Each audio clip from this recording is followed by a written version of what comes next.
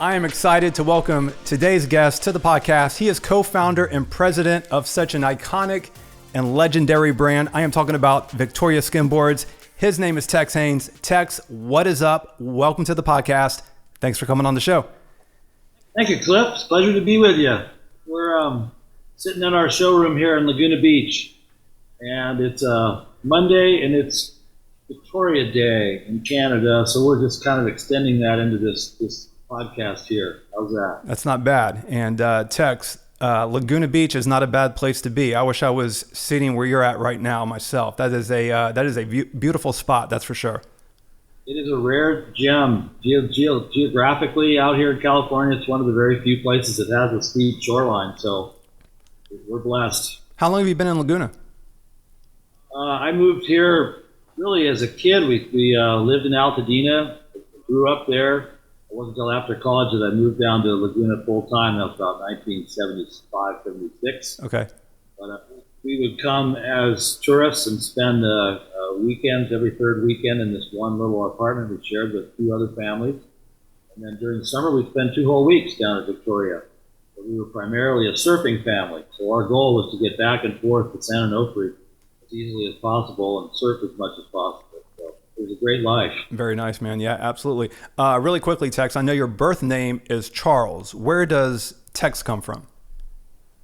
At the time I was born, my dad was paying dues in Texas as a surgeon. He'd been funded by the Army Department of Education, so he was part of the Korean War effort. He was fixing the thumbs on soldiers who had forgotten to lock the bolt on their rifle. I was born right during that period when we were in Texas, and the war ended 2 months later. And he headed back to California. He's originally a Pasadena guy. Gotcha. So you said you've been in Laguna since 75 or 76, is that correct? Full time, yes. Lived anywhere else between 75 and 6 up until I now? lived for a year up in Oregon. I went to Lewis and Clark College and 4 years in Palo Alto. So it's been mostly California. Gotcha. Where exactly in Laguna Beach do you live? I've been quite a few times, and I know up in the canyons overlooking the beach is absolutely beautiful, but I know those are like $40-50 million homes, probably a little bit of an exaggeration there, but I know it's very expensive. Where exactly in Laguna do you live? We live now in the canyon at our shop. We bought the property just a few years back, and living in Laguna is a real test. You have to stay one step ahead of property taxes and have some other line of income. In my case, Victoria Skimboards was barely enough to pay the bills. But by moving houses, we were able to stay one step ahead of things.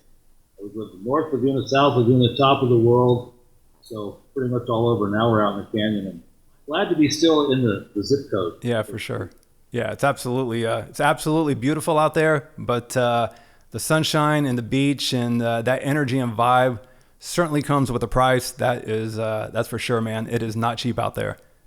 Yeah, what it is. So, Tex, for people who might not be familiar with skimboarding, can you just give a brief explanation of what skimboarding is? It's what you do when you don't have surf. There you go.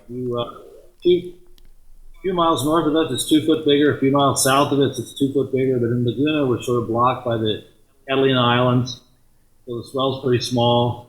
The slope is steep, so the reefs aren't very far offshore. The surfing is okay, but not great.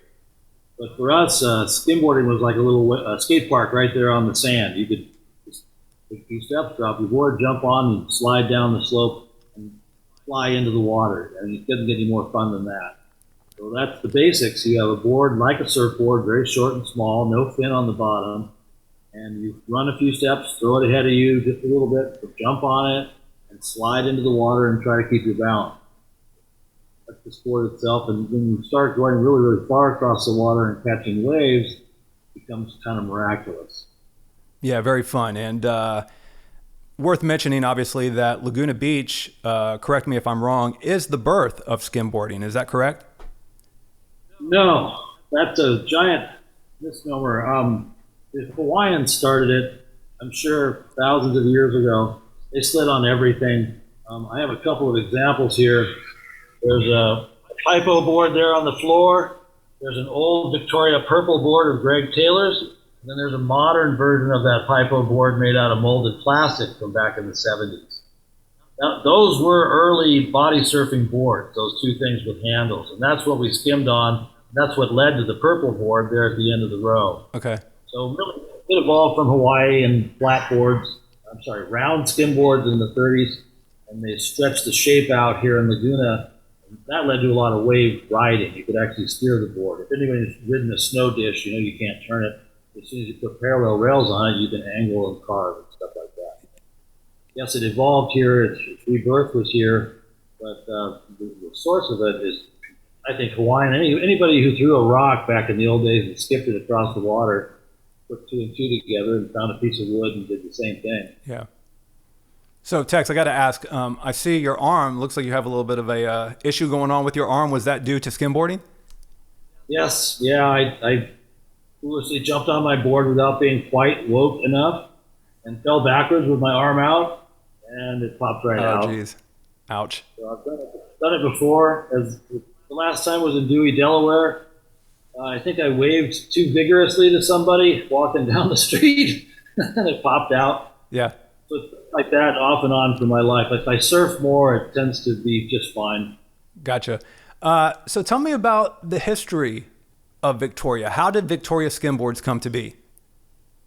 Well, Peter Prieto and I were kind of bros back in the days. He had a family right there at the bottom of the ramp at Victoria, 12 kids. I was the same age as him, only a month different, and we kept in touch through the years and started working together after college and realized that, you know, this idea we kind of talked about as kids many times was valid. We could just go get some wood and cut out a few pieces of wood and glass them and let's get going on that idea. And at the time we were working at a sandal factory and the owner was kind enough to allow us to work part-time. So it was a no-brainer. We had a couple places we could glass boards, so easy. So how'd you come to making the boards? I mean, where'd you learn that skill or that craft to actually make a skimboard? I broke a lot of things. Okay. Growing up. Gotcha. I got handy with tools. My dad allowed me to use his workbench and power tools and stuff. And for me, hacking a piece of wood was second nature. I love wood shop. And learning the finer points of it took a long, long time. But basic skimboards in the day were just an oval of plywood that had a little rocker in the bottom. And that's all it took. So at that point in time when you were making skimboards from start to finish back then, how long did that process take to make a skimboard? Not that long. We started with a saber saw and it went to a router with a template, and that would cut out a board in just a minute or two. We'd sand the edges in another 10 minutes and then spend the next hour or so glassing it, you know, in stages over a day. And usually you would smell up the entire neighborhood doing that. So we got kicked out of our first garage because after a year or so, the neighbors finally said, "Hey, that stuff smells terrible." Right. But not very hard to do. So at that point in time, you and your partner, you make these boards, you make these skimboards. Now what? What do you do next? Serendipity. In my life, a lot of things just seem to have happened at the right time. This one guy was named David Kanamoko. He was living with his mom here at Lagunitas, right next to Victoria. He's the son of Duke's brothers, Bunny. And he said to me one day, "Hey, let's just go out to Clark Foam. I want to introduce you to Gordon and Grubby and Flippy." And he knew all these guys by first name because he's literally Hawaiian royalty. And we bought our first sheet of foam out there and put 12 stringers in it and glassed it because we had no idea how strong it was or how much fiberglass it would take. And that was really our start. The next few boards, we got down to one stringer and figured out how to glass it, mostly by hand for the first 10 years or so. But I think if he hadn't come along and been that connection, that thread, you know, I never would have done that for probably a lot longer. That was just one of those things. Yeah, very cool. So at that point, you guys start hitting Southern California surf shops in an effort to sell the boards? Yeah, well, yeah, we've been marching up and down the coast to the local shops with our wood boards, and then we introduced foam. Even today, foam is still the small part of the business. It's mostly wood boards, surprisingly, just because the cost is so expensive. And these days, you would watch Adrian Raza, I think his last name is, skim on fountains and creeks, puddles, streams, everywhere, and he's going to take skimming to the world. Because now every kid everywhere on a hot summer day is going to flood his front yard, I should say, and go out there and slide around. And it's a really cool thing to see. It's a great way to play in the water. For sure.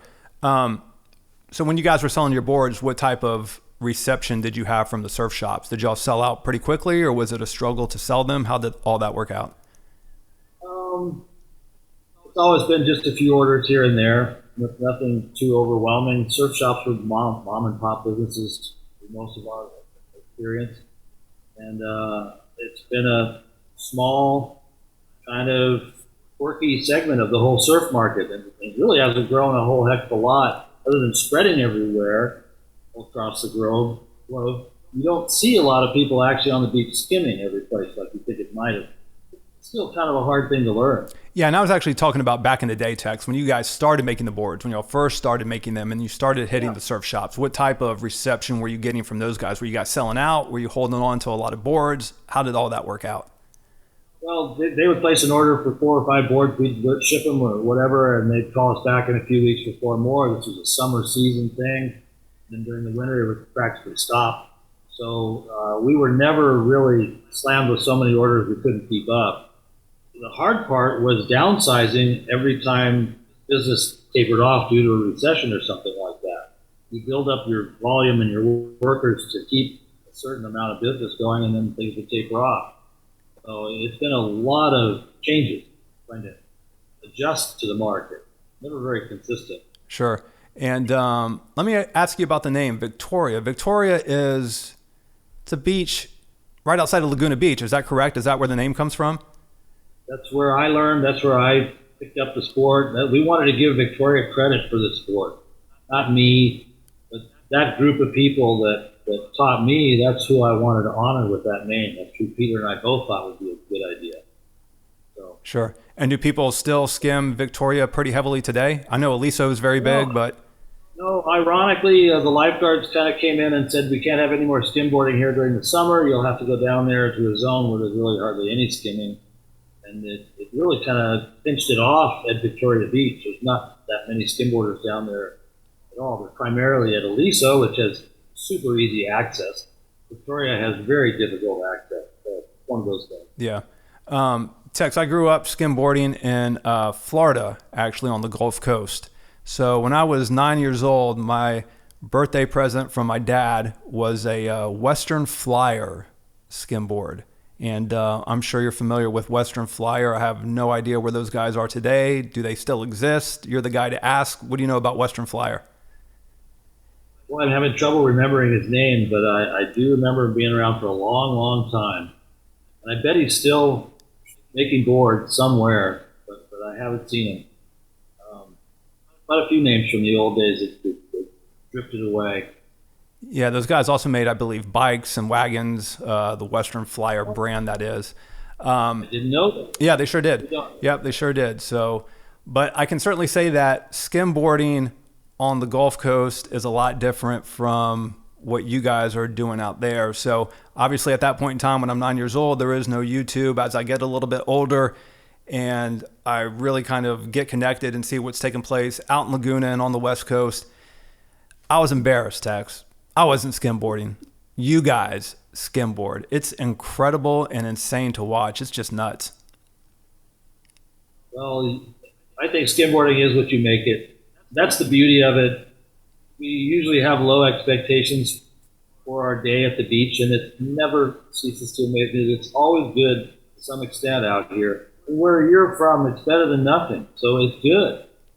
You know, it's what you got to do when you got it. And I always admire people that can do a lot with a little. It's sort of our motto in our sport. Let's see how much you can make out of that little wave. Yeah. And it's a beautiful thing. Well, it's obviously on the Gulf Coast, it's very flat. So where you guys are at, I mean, it's just insane how these guys run straight into the wave. And I've been on the beach, I've been on Aliso, and I've looked down that beach and looked down to the water break, and I'm like, oh man, I am not trying. I am not trying this. So a lot of respect for those guys. It's very cool to watch. Fun to watch. It's I used to compare it to a Greek or Crete sport where they strip down naked, oil their bodies, and then run at bulls and vault over the bulls' heads. Yeah, Kind of like there that. you go. Not real popular. Right. So, Tex, at what year and at what point did Victoria really start to hit its stride and really start to take off? Boy, prior to the recession in 2000, we were ordering container loads of boards from China. And we had 5 units here in the canyon where I'm living now. We're down to one, and most of our factory is actually down in San Clemente. But it was all storage for boards, so we were doing a pretty good volume. But with the recession, 10, 12 years of backwards, we lost all of our savings and went back to 1 unit here in the canyon and are still kind of struggling. COVID was really good for us, but I think back about the year 2000 was our best year. Oh, wow. Okay. How was the 80s? How was the 80s for you guys? You know, the 80s and the 90s. Well, 80s was just fun. I don't remember a lot of it, Okay. but it was, wood boards, foam boards. The energy was amazing. The contests on the East Coast were just great to go to and making friends with everybody all over the globe. So those are probably our best years. I still think we're in our best years. We're 25 years behind surfing, is what we used to say. And that was the period when surfing was its best. Everybody knew each other. It was casual. It was fun. It was sort of family. Not too much money involved. And I think we're in that moment now. And I hesitate to see it really grow big. I'm not sure I want to see that at all. Yeah. Tex, what's more difficult, skimboarding or surfing? Skimboarding. Skimboarding is more difficult. I think so. A little challenging to jump on something with no fin, no direction whatsoever. You have to have a very keen sense of balance, control over your tail to stay on top of it. And I love the fact that surfers consider the shore break the most dangerous part of their adventure out into the surf. Right. Do you still surf? Yes, still surf. Do you? Not today. Yeah. Where do you go to surf? Down in Opry primarily, Okay. and Oak Street in Laguna, Brook Street, Oak Street. There's not a lot of surfers in town, so it tends to be pretty uncrowded. Gotcha. Wanted to talk to you about the business side of Victoria. How involved are you in the daily operations? How many people does Victoria employ? What are their roles? What can you tell me about the business side of Victoria Skimboards? I'll summarize our business in one word. We try to be fair. It's what my grandfather told me. He was a big businessman in Hawaii way back when. He passed that on to me as his piece of advice, and it's worked for us. We have employees who've been with us for 20, 25 years because we've worked together with them and support them. Same with my two office people, John Salta and Matthew Perot from Hawaii, from France. They've been with us a long, long time. It's a small business. It's only about 6 or 7 people building boards now. It used to be 18. One time we had 43 employees. But it's very custom. We do a particularly good job.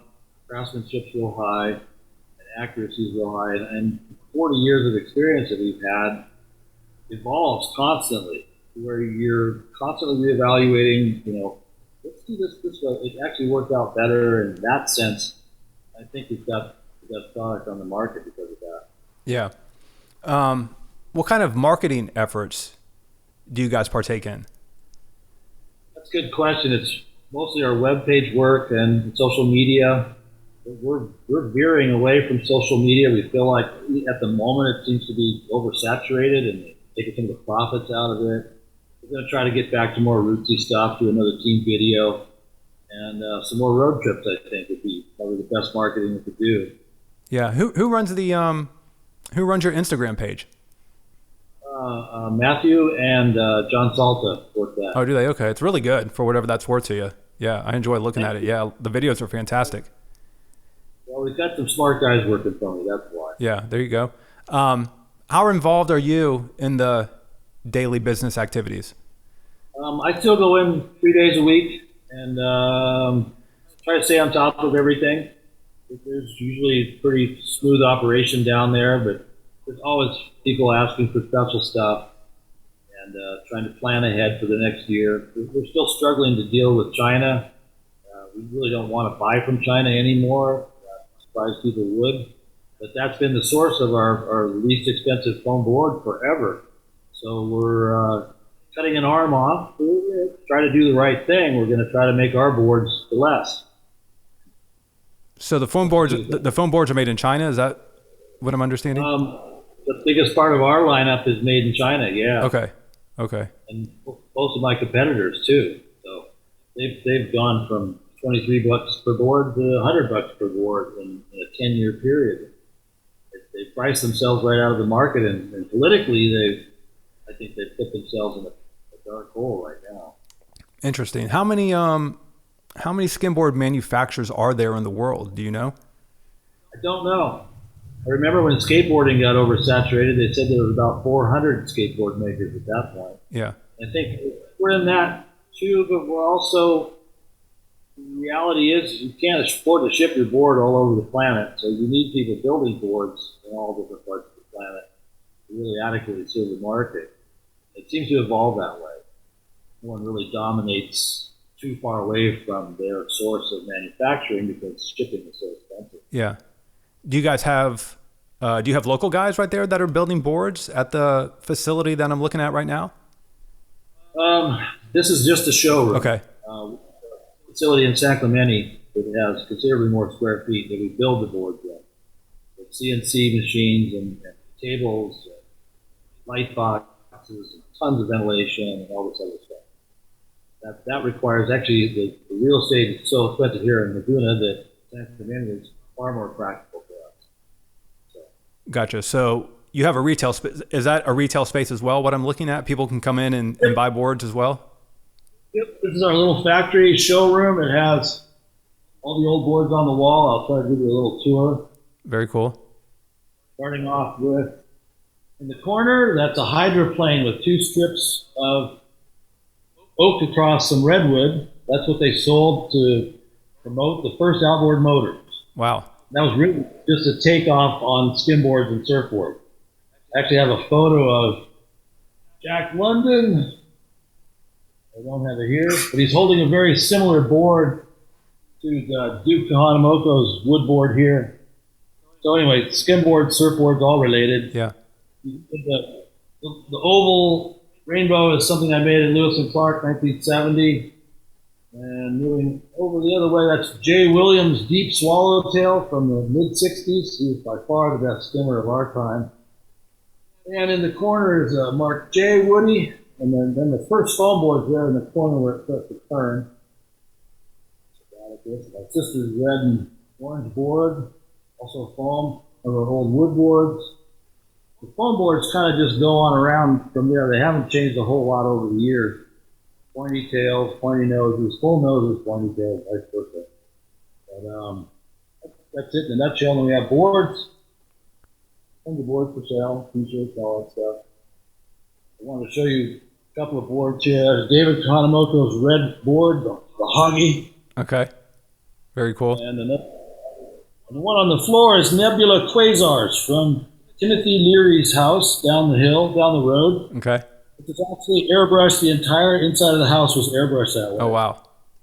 Acid was part of their daily consumption. That's awesome. But that particular board behind me there weighs about 15 pounds and would decapitate you if it ever hit you. Right. For sure, yeah. We are Laguna Beach. We were an art colony. Everybody was pretty bohemian and pretty casual and free thinking, and it was a really neat place to visit, be a part of, and I think that led to the acceptance of skimboarding around here. So anything goes for the town. So lucky us. We also had the influence of Pasadena, which is a very wealthy community, and most of those people had beach houses down here. Yeah. So easier for us to get started. Yeah, that's what I was surprised with the first time I visited Laguna, is that I never realized it was an art colony, and just a ton of, as you just said, ton of artists that live there, and yeah, man, just a really cool and unique place, that's for sure. Yeah, Newport Beach is all the rich people. We're the Pogues down here in Laguna. So how? And for a long time, Yeah. for a long time. How's the skim outside? I mean, if you hit like Newport, Huntington, those beaches and in the surrounding area, how is the skim outside of Laguna? It's funny, we used to think we were about the only place. And of course, Newport turned out to be a huge skimming area too.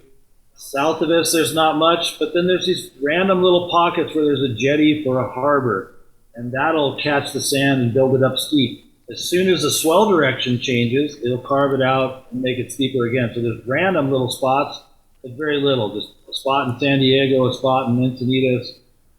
North of us, Newport's pretty good up to the pier, and then all the way up to Zuma, there's not much. It's basically a giant flat floodplain that forms Los Angeles. Yeah. And until you get up to the steeper topography of Malibu, you're not going to find those little beaches anymore. Right. So on and so forth. Santa Cruz is the other big capital of skimming on our side of the continent. So it also is very mountainous, as you're probably familiar with. Right. So as far as California goes, would you say Santa Cruz and Laguna Beach are probably the two best spots? By far. Yeah. Ancient history for us. We've been skimming forever in both cities. We're looking forward to going up to their contest July 15th. We're going to spend a little extra time traveling up there and skim and skate and surf in a couple spots on the way up. That'll be kind of the core of our next video, I hope. Yeah, there you go. Cool. Did you grow up skateboarding? Yep. Went around the pool pumping with a little clay wheel thing that would slide out on a heartbeat. Yeah. Is that one of those things that kind of goes hand in hand with skimboarders? Is that they also skate? Absolutely. Yeah, and snowboarding too. They're so closely related. Yeah.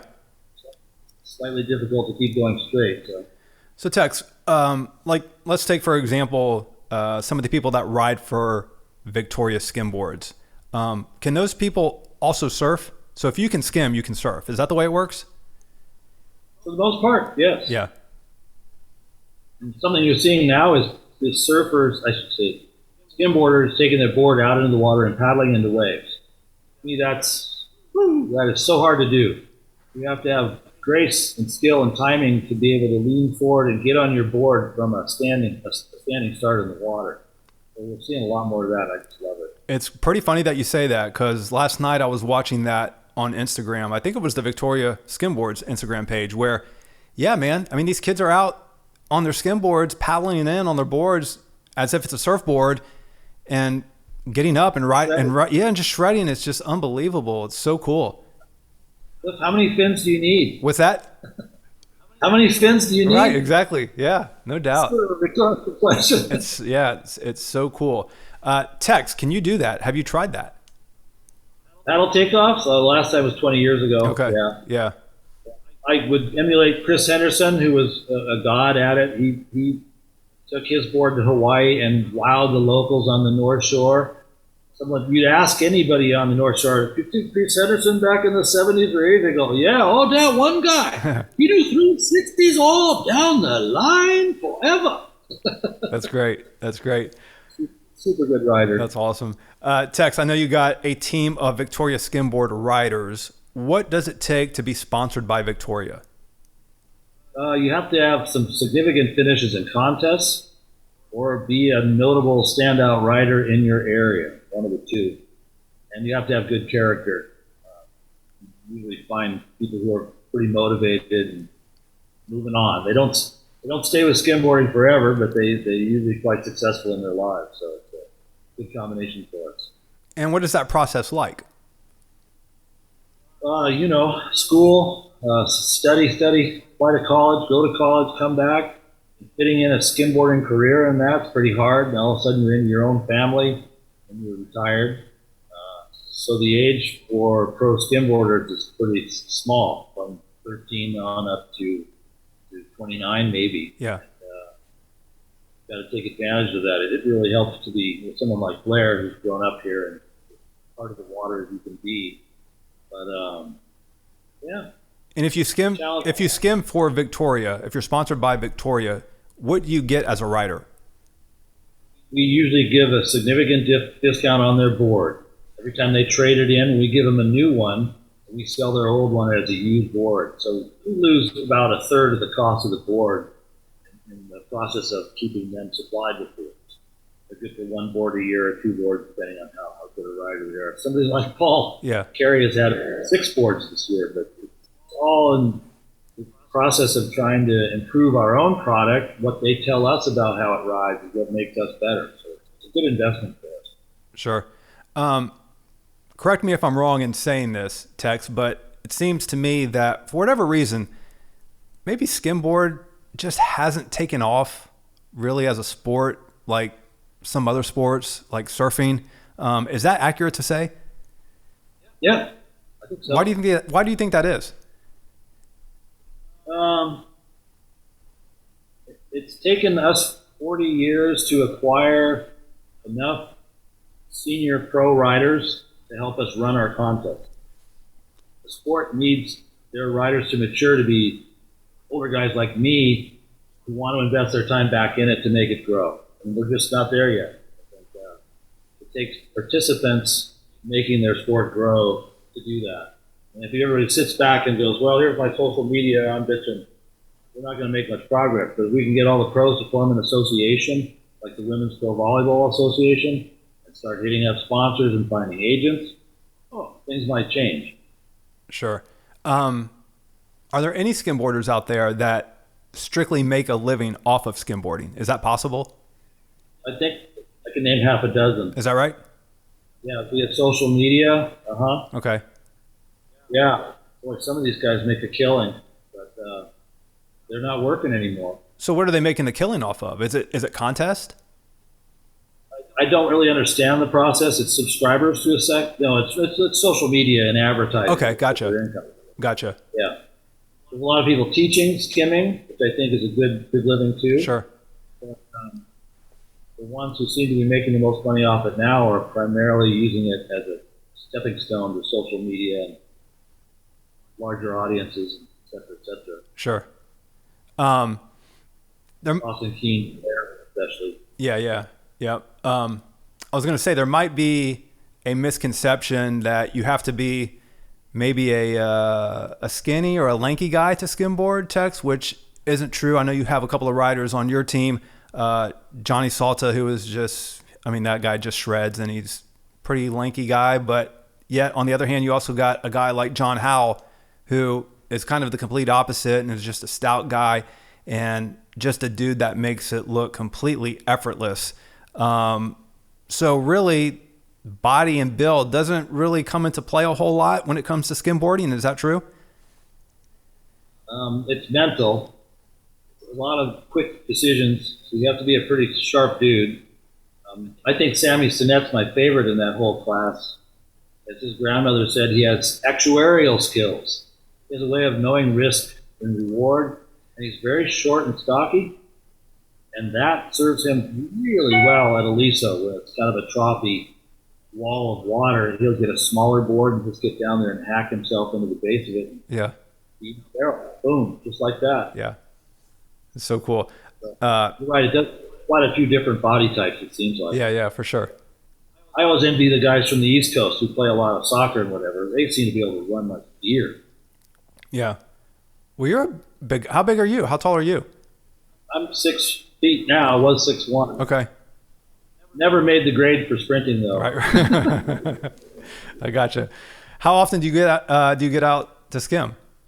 Once a week for sure. Do you? Nice. We have a Saturday session every Saturday from 10 to 12, usually at Aliso. Everyone's welcome to come down and join us. I bring coffee and donuts. I'll give you free tips and take pictures. And that's what the sport's about to me, is the Ohana side of it, the family. Yeah. So that's a lot of fun. Tex, I know you said that skimboarding is very similar, at least, to snowboarding. At any point in time, have you ever thought about taking Victoria, the brand, maybe in that direction, to snowboards, to skateboards, to anything else? Yeah, one time we made a couple of snowboards for ourselves and tried them out in the local hills. And locally we have something called wet cement. Without metal fins or edges on your board, you really couldn't do any turning. So my sister, who lived up in Salt Lake City at the time, said, "Oh, I know the guy that makes snowboards down there and I'll go over and see if I can get a fin from him." we wandered in with this board of the questions, and the guy thought, "Oh my God, here's a spy. I better get her name and address. What's she up to?" Yeah. Turned out to be Dmitry Milovich of Winterstick. Okay. And I learned a lot from him. She ended up marrying him and having a daughter, and just had a granddaughter. And I learned from him how hard it was to make snowboard, basically, and realized, I think, really early on that you just don't go into a field where there's already a lot of competition. The chances of being successful are far less. I'm more of a biologist. I believe in a niche, exploiting the niche before everyone else does. Right. So in our situation, that's where we were, and we had a really good opportunity. But I think to expand into surfing or snowboarding would have been probably a waste of our time. Gotcha. I know the Vic is a big contest that Victoria holds. What can you tell people about the Vic and the next one that's coming up? August 26, 27. To us personally, it is the World Championships. Some other contests call themselves that, but we've been doing it longer. We've got a history that goes on forever, and someone like Bill Bryan with 15 wins at that contest, there's an awful lot of history going on, and we look forward to running the fairest, best run contest we think there is around here. We're very proud of that. That is because of those older riders maturing and participating in the sport to make it better. Our contest wouldn't be any good at all without someone like Conley Ware, some of those senior older judges who sit up there all day and make really hard decisions about rides. But I think the results show we've done a really good job. It's been a great run the last 10 years or so. We haven't had hardly any controversies at all. So credit to those guys. Yeah. What kind of crowd does the Vic typically draw? 500 on Sunday is what usually shows up. Okay. We don't know now how much of a crowd we get because we do a live stream broadcast. So it's probably considerably bigger and all over the planet. There's skimboard parties that participate in it. But yeah, 500, that's our record. Gotcha. And what's the grand prize? Grand prize last year was something on the order of 12 grand. We started a spontaneous fundraiser to just put cash into the purse for the pros. Yeah. And the locals stepped up. So we've had some pretty good purses the last couple of years. That's cool. You kind of laughed at the 500 people. Is that, I don't know, is that a lot? Is that considered a lot? Not considered a lot? To me, that's just a small cluster of people around the bandstand, the judges' tower. It's really, I don't know, it's all the skimboarders in town and all their mothers and fathers and family and stuff. But yeah. It's just like maybe it's just me. I have a kind of an attitude about our sport that it's small and not really well recognized. That's kind of a cool thing about it. So the irony is it's only 500. Yeah. Not thousands like a volleyball tournament or a right. Huntington Beach. Sure. It's still this little niche sport down here. And let me ask you this. Are there, throughout the country, obviously there was the Vic that takes place in Laguna Beach. What about, I don't know, you could say anywhere maybe, Malibu, North Carolina, Florida. Are there contests going or taking place across the country as well? Yes. A good example is Malibu. They're so low-key about their contest that they call it the Put Your Name Here contest. And they don't even tell anybody they're having it. Really? Wow. Santa Cruz, on the other hand, has been doing a big event, the only other big one for a long, long time. Exile does their event in Balboa. Okay. Also, so we really only have two major events going right now. Another fellow has stepped in by the name of Clay, who's going to do premier skim contests. He's going to do 6 or 8 contests up and down the California coast. So he's really investing his time and effort into making it into more of a tour. Right? Yeah. A big tour on the East Coast, the Skim USA tour must have about half a dozen or 8 stops and huge turnout at every one of them. Quite the show. Really cool. Do you know the guys over at Drill, Skate, and Surf in Malibu? I don't think so. Okay. Yeah, it just happens to be it's just a surf shop over in Malibu, Yep. close to Zuma. I've been to it a few times, just wasn't sure if you knew who those guys were or not. I should look them up. Yeah, I should look them up. We sell to Zuma J, who's probably right in their neighborhood. Okay. Yeah. Very cool. Yeah. And I was going to ask you that. I guess other than online, where can somebody go and buy a Victoria skimboard? Usually your local shop will have them. There's probably one shop in every town that has one. Just got to look it up. Make sure you research it first. And you can ask us too. We can go on our line. We have a list of all of our dealers. Makes it a little easier. Gotcha. Does Laguna Surf and Sport and Laguna Beach carry you guys? They don't at the moment. I'm not sure why. We're still trying to figure that out. Thalia has our boards, and Hobie's, of course, forever. Interesting. Yeah. Sort of. Well, we're in a tough world competing with Exile. I'll just say their name out loud. It's hands off. I mean, no, gloves off, I should say. Mm-hmm. Yeah, it's kind of challenge. Yeah, it's funny that you mentioned that, Tex, because I was going to ask you about that. Just from doing a little bit of research, I could be wrong in my location, but I believe Exile might be based out of Dana Point. Is that correct? Is that where those guys are based out of? San Clemente. Yes. Okay, San Clemente. So yeah, I was going to ask you about Exile. I guess you know those guys. Are y'all in heavy competition? How's that? It's heavy competition because we're the little guy and he's the Goliath. About 2002 or something like that, he started up and he bought 7 of the top 10 pro riders. And since then, the Victoria contest has been largely featuring, at the podium, his riders.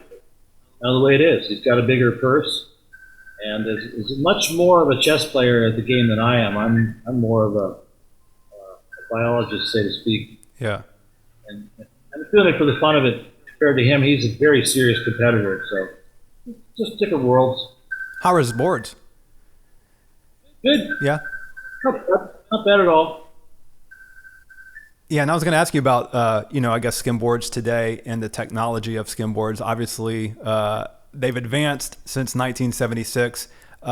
With where skimboards are today, have you guys peaked? Is that all there is that can be done to a skimboard, or can that still advance as far as the craftsmanship goes? Someone's going to come up with some trick to make them go faster or even propel them.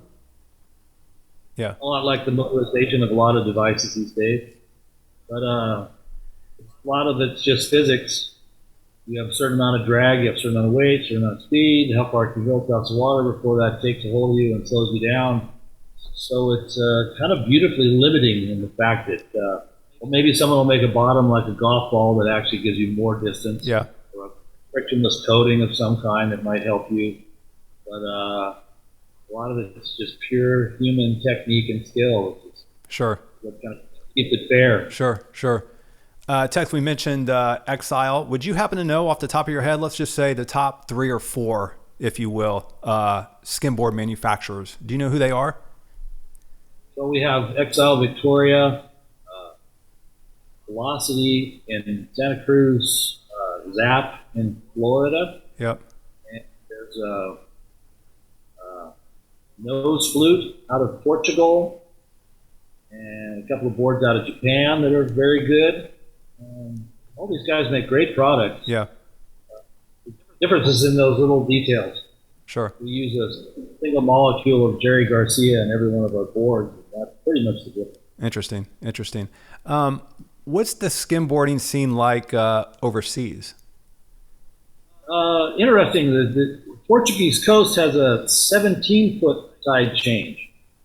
So your window for skimming on the slope when it's in the perfect conditions is much, much smaller. But again, Portugal is kind of steep and mountainous. It has excellent skimboarding. Great parts of France do, actually up north.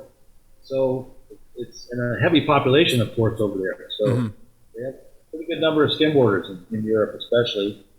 And Japan is a big area. Australia is sort of tepid about it. I think any place that has a lot of surf, it's generally going to do surfing, but not as much skimboarding. The beaches are a little too flat out. Yeah.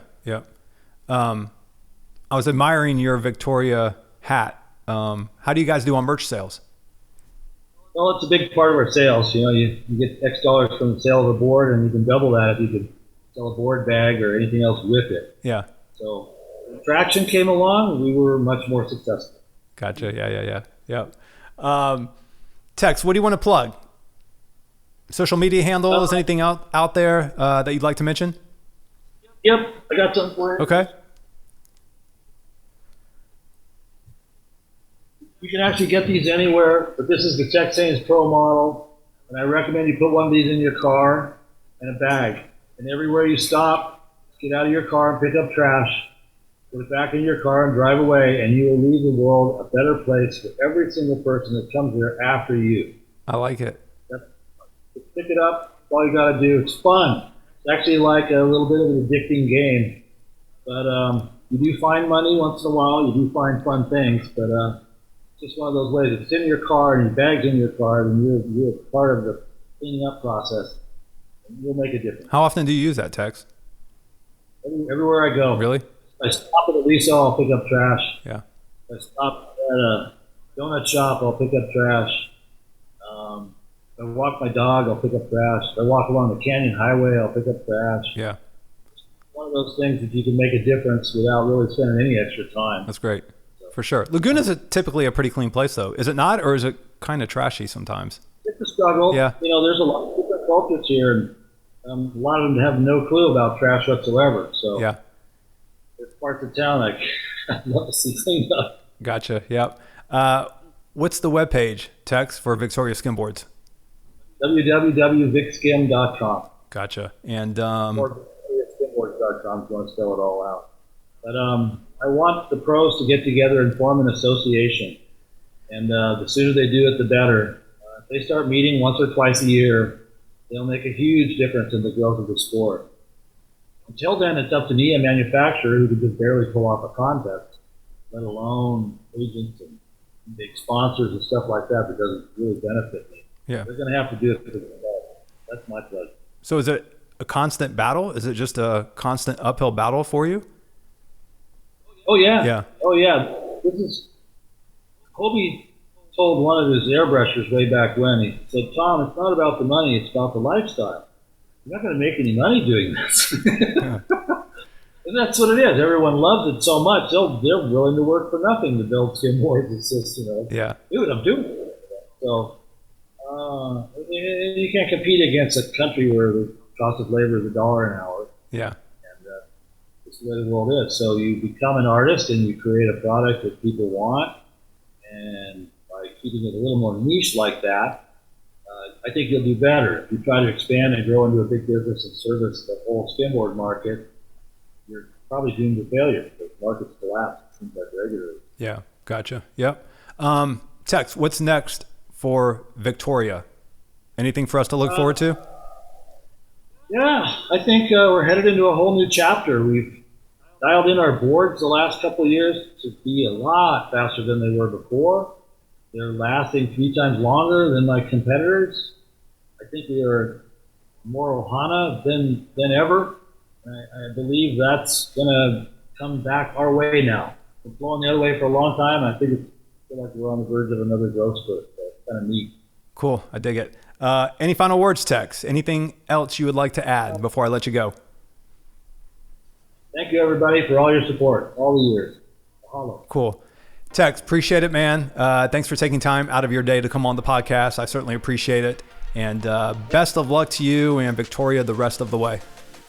Aloha. Thank you, sir. Take care of yourself, Cliff. Thanks, Tex. Appreciate it. Peace.